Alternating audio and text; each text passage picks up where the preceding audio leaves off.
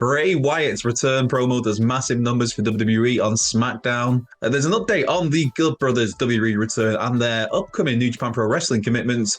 WWE impressed with a certain tag team wrestler and a bunch of your questions. Hello, welcome to the Solo Sunday News here at What Culture Wrestling with myself, Andrew Pollard. Be sure to like, subscribe, share, comment, blah, blah, blah, blah, blah, blah, blah. Generic, good stuff. But most importantly, you have a very good Sunday. Whatever you're doing, whether it's something, whether it's nothing, I hope you have the best possible day. And it's wrestling time. It's Sunday. I'm caffeinated. We can get into it and we can get into Bray Wyatt. Now, of course, the Eater of Worlds returns to WWE at Extreme Rules last weekend, cut his first proper promo on SmackDown as part of this return just this past Friday. And that SmackDown promo has absolutely blown up for WWE across social media platforms. Now, this is from WrestleOps on Twitter, at WrestleOps, who have put out the initial 12 hours after Bray's promo. The video of that doing the rounds on social media and social media platforms did over 5 million views. Now, the video itself, the return promo, is just under 1 million views on YouTube. There's a couple of other clips from WWE on Twitter that are kind of 300k plus in terms of views. It's a big deal. It was a great promo. It was one of those promos where, whether you're a Bray Wyatt fan or not, because he's a very opinion-splitting wrestling persona, whether that's in ring or whether that's the various personas we've seen from Bray Wyatt over the years. Some people love Bray Wyatt, some people don't have much time for Bray Wyatt, but whatever side of the fence you lean on there, I would absolutely advise to watch this promo. I'm not the biggest of Bray Wyatt guys, but the promo itself that he had on SmackDown was just great. It was just emotional. It felt real, and that's always a key with pro wrestling. I mean, it was essentially, it came across as Wyndham Rotunda talking as Wyndham Rotunda to thank the fans, to talk about the hardships he's gone through, the loss of two people close to him, the self-doubt, the weakness, all of that. And whether this is, I mean, was it him just saying this and spitballing as Wyndham Rotunda, or was this part of a new character? Is Wyndham Rotunda going to be a character, maybe as part of this Wyatt Six we keep hearing about? There's so many questions, and again, that's another great thing from this promo. It felt real, and you came away wanting to see more, and you have more questions than you have answers now. And that's always when Bray Wyatt's been at his best, is when there's something that happens that keeps you thinking, where's this going? What's happening now? Who's this character? What's going on with this? Whether it was The Fiend. I mean, The Fiend... Yeah, the Fiend. It was an absolute bust by the end. But for those first few weeks and even months, there was that sense of like, right, I have to watch Raw, because what is this thing? What's happening? All these the Firefly Float Funhouse vignettes that be backstage. So then that's when Bray Wyatt is at his best, when there's that intrigue, when there's that, you have to tune in next week because you need to see where this is going. And SmackDown was phenomenal in that regard. The segment he had, his promo that closed out SmackDown, and we'll see what else is to come from Bray, because this is only just getting started, brothers and sisters.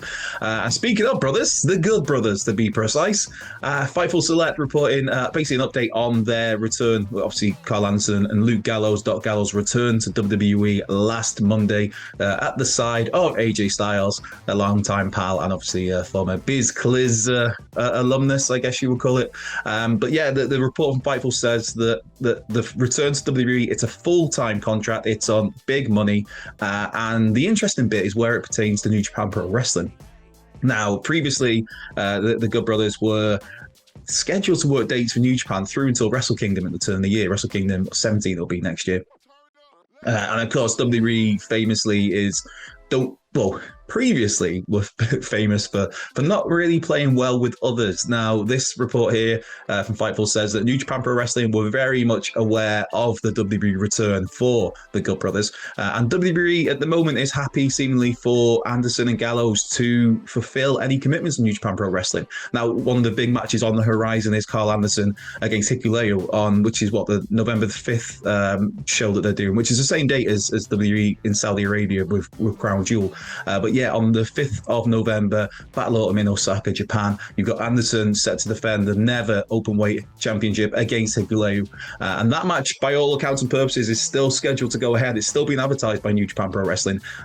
So it's an interesting one to see. The hope is very much that not only will Anderson and Gallows be able to fulfill the dates that they're already promoted for New Japan, but there's still hope from the New Japan side, and I'm sure from Anderson and Gallows as well, that they'll be able to work Wrestle Kingdom. Now, Wrestle Kingdom, of course, is the WrestleMania of New Japan Pro Wrestling. That's the big show that gets everything kicked off at the beginning of the year, famously, January the 4th every year. So, yeah, it's interesting to see just that WWE isn't just like, right, you're working for us and that's it.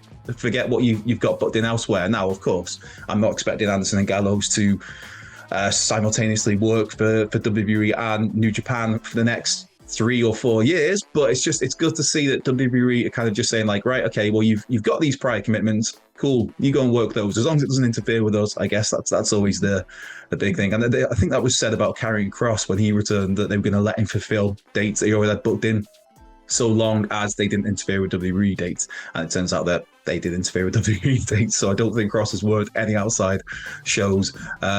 But circling back to another story, I was looking for some transition there, and I'm getting from Karrion Kross not working these shows to Angelo Dawkins. I've got no transition there, but Angelo Dawkins is seemingly impressing lots of WWE officials. You will have noticed, I'm sure, if you watch obviously the main roster product, that Dawkins has had a fair few singles matches lately, more than he normally does.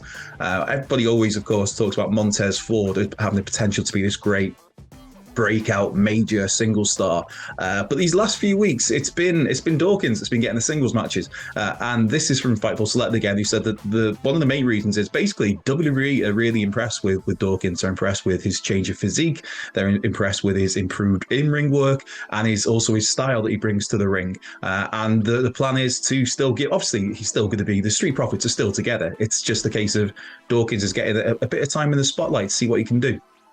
And the plan is seemingly for him to work more singles matches in the immediate future. There's a really interesting stat as well that Fightful put out as part of this report, that from this June the 20th until now, Angelo Dawkins has worked the same amount of singles matches as he worked from the entirety of April 2021 until May 2022. So just over a year. And the amount of singles matches he had in that year span, he's basically equaled that already just from June the 20th until right now, October the 16th.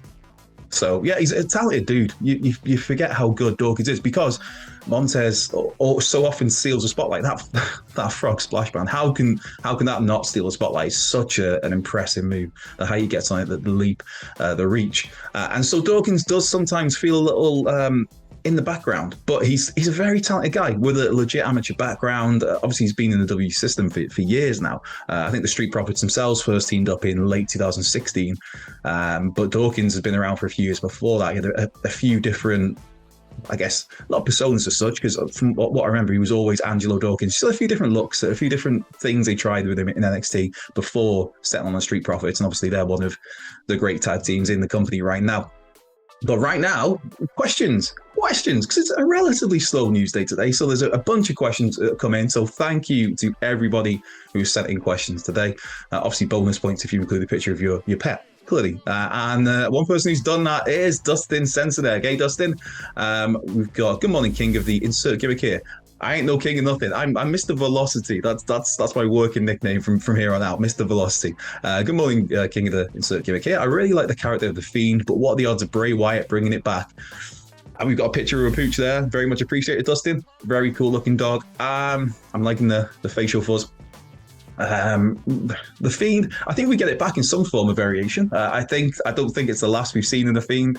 I think that this, like I said earlier, this Bray Wyatt situation at the moment, the ongoing developing Bray Wyatt situation, there's just so many possibilities. There's so many questions. And I think one question that I can answer, I would say right now, is that definitely we will get The Fiend back at some point.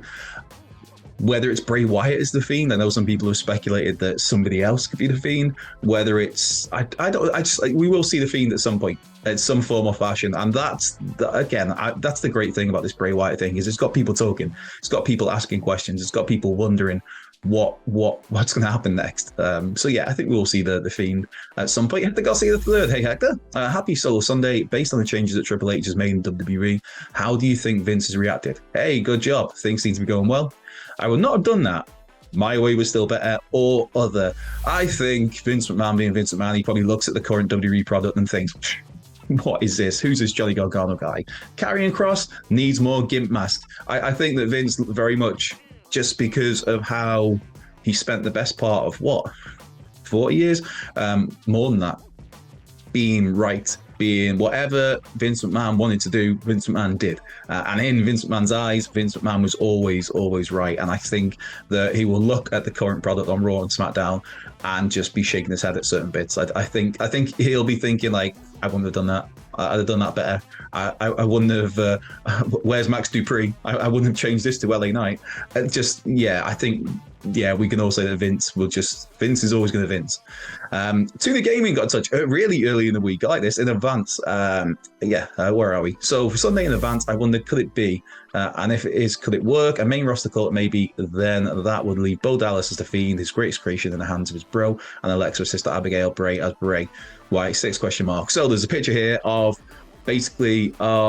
Zach Gibson, or whatever he's called now, Rip Fowler, is it, as the Buzzard. You've got Joe Gacy as Huskus the Pig, and you've got James Drake as Ramblin' Rabbit. So Tuna Gaming here is insinuating that those three are going to be part of the Wyatt 6, the Wyndham 6, whatever you want to call it. Bray is going to be Bray, and then Alexa as Sister Abigail, and Bo Dallas returning as the Fiend. It could be. I think the Schism trio in NXT, it doesn't do much for me. Joe Gacy doesn't do much for me. I don't know. It just feels so naff. It just feels very college amateur dramatic sort of thing. And the guy's talented. It's just, I don't know, his whole character, I just comes across as so forced and cheesy. And obviously with Drake and Gibson, you've got such a great tag team there. I cannot believe the grizzled young veterans have not wore gold in NXT, main NXT. I think that's a tag team you could put on the main roster tomorrow and they could flourish and be great. As it is, they're stuck in a schism shizzle, should we say? So whether this all is part of the Wyatt 6, who knows? Again, it's just questions. There's so many questions came in today about Bray Wyatt stuff, and again, I keep saying it, but it's good to have intrigue. It's good to have possibilities and questions out there. Another Bray Wyatt question from Jay Grant. With Bray back in the WWE and not having Vince treat him like a regular roster member, should Triple H completely turn Bray into his version of this generation's Undertaker? Should he be protected as a special main event attraction, or should Bray fight everyone from top? I think Jake, I think what you're getting at there as well is what I think is that, I think that you have to use Bray Wyatt as an attraction. In terms of this generation's Undertaker, that's a comparison that's been thrown around with Bray Wyatt for a long time. I think in terms of having him as that special attraction, that's it. Taker, there was people talk about the Undertaker as a special attraction, and he was in a way, but he very much was, for the most part of his career, was on weekly TV. Obviously, his later years when he's winding down, but for the most part, he was there week to week, Raw to Raw, SmackDown to SmackDown, pay-per-view to pay-per-view. Whereas with the special attractions, you think more of like Andre the Giant is one that's always talked about. Where it's just you save them for special occasions, and it makes it feel like a big deal. And the Undertaker felt like a big deal all the time because he's the Undertaker. As for Bray Wyatt as this generation's Undertaker, you can do it. I think no spooky stuff, really. I mean, there's going to be some spooky stuff, but I mean, I don't want to see. When I say that, like the creepy vignettes we've been getting, the mask and the whatever, the when Bray was doing his promo and the mask interrupts him on the screen, that stuff I'm fine with. If we're going to start talking like, teleportation and lightning bolts and stuff, I think we're kind of past that. It worked for its time to an extent at the time, but I think if you want to do that sort of stuff here in 2022, I just think, stay away from that. JJ Irma. We got a picture of a cat, I believe. Is that, or is it a dog? I'm looking at the picture here. Brilliant. Happy Solo Sunday News. Happy Sunday Solo News, JJ. Here's a picture of my furry friend Selena. Selena looks like a babe. With the tag teams growing every day, who do you see dethroning the Usos and becoming new champions? For me, it is one answer only, and I'm sure a lot of you people out there watching this are thinking the same thing. I would love for it to be Sami Zayn and Kevin Owens. Shout out to Sami Zayn, man. Just so good at the moment, just absolutely killing it. And main event Jey, so Jay's fantastic. The whole bloodline are great in how the roles they fill, and also how the great thing about Sami is he has basically different relations with everyone in the bloodline. They all react to him differently. It's such a fun dynamic to watch. Jey Uso, just that guy has been killing it. Everybody talks about Sami Zayn being great at the moment, and he's probably the most entertaining thing in the entire WWE, if not the entire wrestling business right now. And Jey Uso's right up there as part of it. He makes that act so good, just snarling in the background, just basically just like that angry dog barking, wanting to just be let loose off his leash to go for Sami, and he can't because the big dog's there instead of saying, nah, don't do that, brother. Yeah, so I think KO and Sami Zayn dethrone the Usos at some point, maybe WrestleMania if you can hold out till that long. But then, I mean, Sami's doing so much good work that there could be an argument made to be like, well, maybe you change course and he goes after Roman. Who knows? I'm here for whatever they do with him. Right, I'm going to try and get these through these last ones quickly to get this wrapped up. Tony Williams has got in touch. Hey, Tony, what do you think the reason is that Sheamus was not allowed to become a grand winner by getting the IC belt? I think it's just a matter of time. I think that it's not a case of Sheamus isn't going to get it. I just think that the better time is, for me, is WrestleMania. I think you keep Gunther and Sheamus away from each other for a little bit. Maybe Sheamus eliminates Gunther from the Royal Rumble, and that sets in motion then it kind of reignites the beef between the two, and then it happens. You hold off, if you can hold off, until WrestleMania. Sheamus gets his big moment there. I think that's how I do it. I mean, of course, they could do something completely different, but yeah, I think that's the only reason why. I don't think it's a case of that WWE are against Sheamus or against Sheamus being having the IC title and getting that Grand Slam. Being the Grand Slam winner. I just think it's a case of the time doesn't quite add up just yet. I think they're saving it for a bigger time. And then after that, of course, you can push Gunther up towards the main event picture. Maybe in the second half of next year, he goes after whatever the situation is with the world titles, whether it's still one, whether it's two. I think it'll be two by then. But yeah, we'll see with that one. And last question here is from Mark Solid. Hey, Mark. Morning, Andrew. Thoughts on having Nikki Cross in the White Six instead of Liv? I think she could go and join the OC and fight Rhea to show how dark she is turning. Also, is Dom going to beat Ray for his first title? And there's like what are they, deers? Yeah, like a safari there you're on somewhere, Mark. Great picture.